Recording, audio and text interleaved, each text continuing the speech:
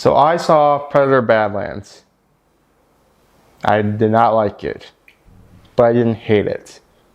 And that's honestly the best way to describe most of my experience with the Predator franchise.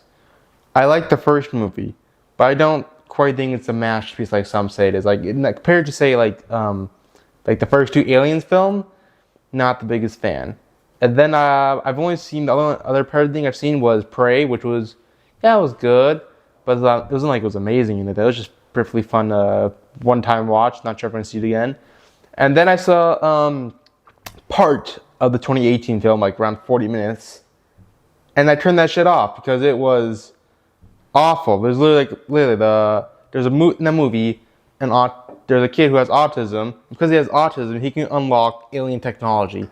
I am not joking. I am being 100% dead serious. That's what happens in that film. And yeah, I turned it off. I'm not gonna subject myself to that garbage. But yeah, I've never been a huge fan of it. But again, it's the same guy who made Prey, Dan Trachtenberg, and again, Prey was a good movie. So I thought, okay, it's be a fine enough movie. I think I'll enjoy it. But then I heard the premise. I'm like, let's explore the premise about the Predator being the main character. Because like again, like that's one thing that the Predator is so interesting. Seeing like you don't 100% know what he is. But again, we have so many damn sequels. At this point, if we're gonna do a sequel, I guess this is really the only direction they can go because there's very few things you can do with this franchise that hasn't been already done. And man, this is really this one's kidified version of Predator. First of all, it's PG-13. Yeah, that works so well when you turn R-rated franchises PG-13. Works so well with Terminator. It worked so well with the first time Alien vs. Predator movies. I guess I will say I did see Alien vs. Predators, but yeah. And I didn't like it. I don't like either of those movies. I guess the PG-13 Die Hard was alright, but like again, it's no masterpiece compared to the first one. And again, it's not just that it has a PG-13. It feels like a PG-13 movie. Honestly, it feels like little kids can watch this. Actually, they did. My 10-year-old cousin watched this movie with me in the theaters because Predator has lost all of its edge, all darkness, all violence. And again, it's not like this very disturbing, complex film, but it was a movie where a guy's spine's getting ripped out.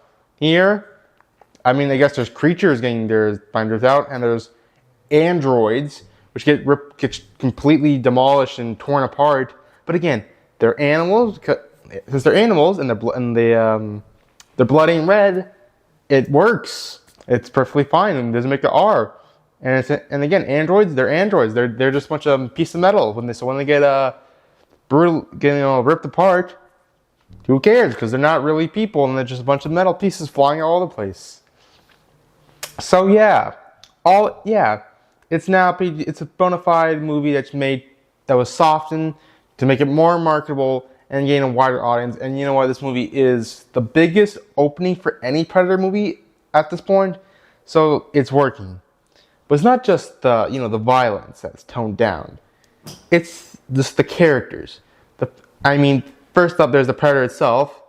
Now the Predators are called Yautjas now. I don't know why. Predator is really fine, but whatever. It's not a big deal. But what is a big deal, that his character is so generic. You know his arc from the moment it begins.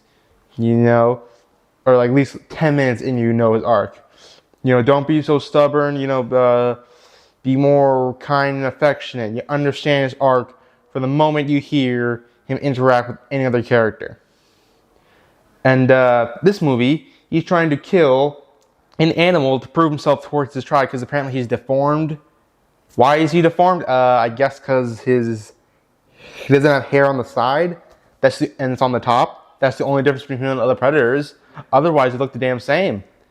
So, but I guess he's deformed. You couldn't have him missing a teeth, eye, something. But no, he just has. They just say he's deformed. I'm guessing because his hair. That's the only thing that looks different from every other predator that we see in the film. But also, do you think it's just gonna be by the predator by himself? No. We're going to have a wacky, comedic sidekick android played by Ella Fanning. Damn, did I hate this character. She was annoying. She feels like a character, I hate to say this, but straight from the MCU, it is just she's just such an annoying character. She has no depth. There's a relationship between her and this android, which is like her sister, who turns out to be the jumping a little ahead. We'll get to that later. But for now, I'll just say, 90% of the movie, she's like the character, like, ooh, what's this? Oh, and she talks a lot. And she's very, optimistic, and always has a positive mood. And it is so annoying. It is just it is not funny. I think this movie is not. This movie is going for a lot more comedic vibe than the other ones. And the other one had Peele from Keegan. Wait, what's it again? Key and Peele. I think I'm saying the show. Yeah, it's Key from Key and Peele. And this is the most goofy one. It's not just Ella Fanning's character. There's a cute animal sidekick. I shit you not. They added a little animal sidekick to make more money. What the hell are you doing with Predator? I'm not a big fan of Predator, but this feels like a kind of a bastardization of it. But apparently I'm the only one because people are liking this movie. For some reason, I don't know why people like this movie, but everybody's like, yeah, this is a great Predator. Also, apparently Ellie Fanning's character is the best android character, not just in Predator, because she's the only android character. In fact, this movie, actually, I forgot to mention, this movie confirms that Predator and Alien are in the same universe. Yeah, I guess the Alien vs. Predator movies already did that, but the new Alien movies that came out recently.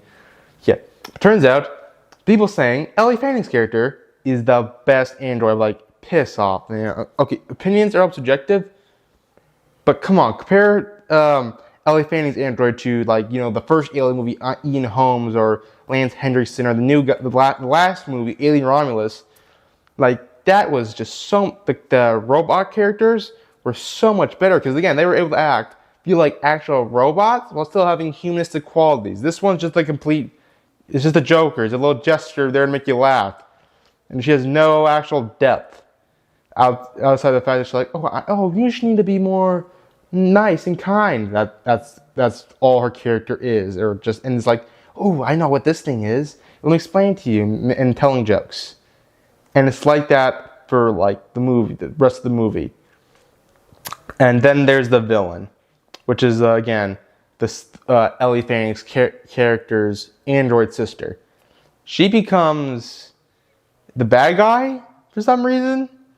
So we can tell, nature is good, evil corporations are bad story, which you've seen 100 damn times, and I'm getting pretty sick of.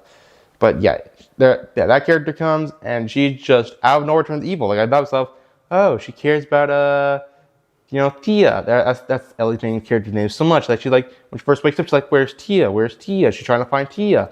Once she finds Tia, she's like, you're weak. That we have to do with the orders, and being kind to you will cause me to fail and not survive. And then she locks Thea away and tries to kill Deck because she's just the bad guy now. I guess there was kind of moments showing her do bad things like nature, being very violent and cruel to it. It was not like she was unprovoked. She was being attacked by those creatures and then killed them in response. Here though, for no reason, she's like, lock her away. Out of nowhere. Completely out of nowhere. And her character is just hella boring. And when she dies, that's it.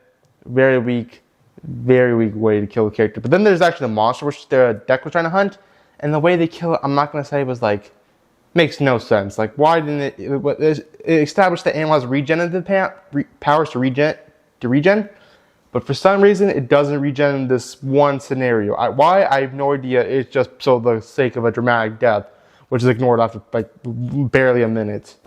So that was pointless. And this whole movie is pointless. And honestly, having Predator sequels are pointless. 5 out of 10. Who cares about this movie anymore? Go check it out if you want, but I'm not gonna like this movie.